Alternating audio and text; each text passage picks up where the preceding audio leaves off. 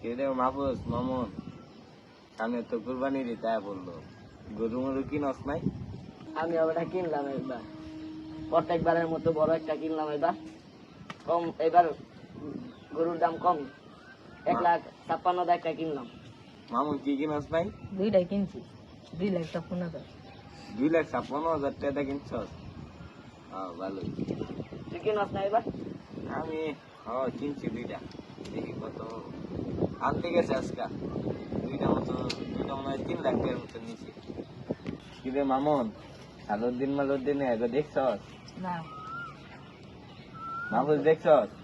দেখি নাই তো, সকালে দেখছিলাম একবার, ওই যে সালাদ দিতেছে।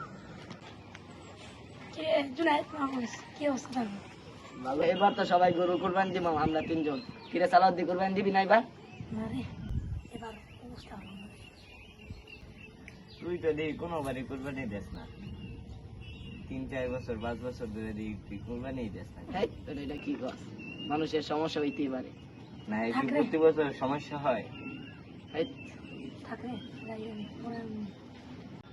জুনায়েদ, তোর এটা কওয়া ঠিক হয় নাই রে।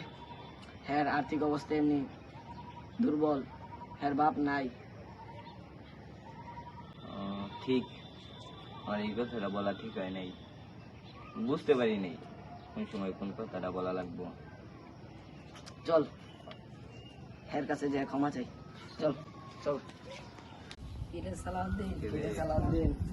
মন খারাপ করে বয়া দিস আজকে।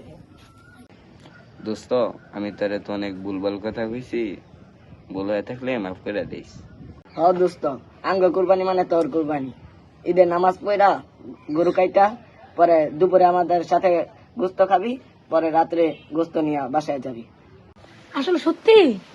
হ্যাঁ দোস্ত, সত্যি, চল।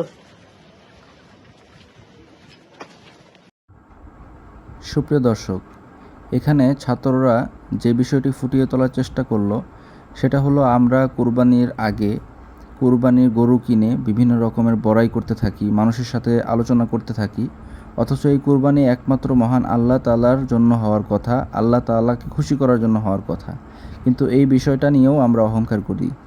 আর দ্বিতীয়ত যে জিনিসটি বোঝানোর চেষ্টা করা হয়েছে সেটা হলো কাউকে ছোট না করা, গরিব অসহায়ের জন্যই মূলত এই কুরবানির ঈদ।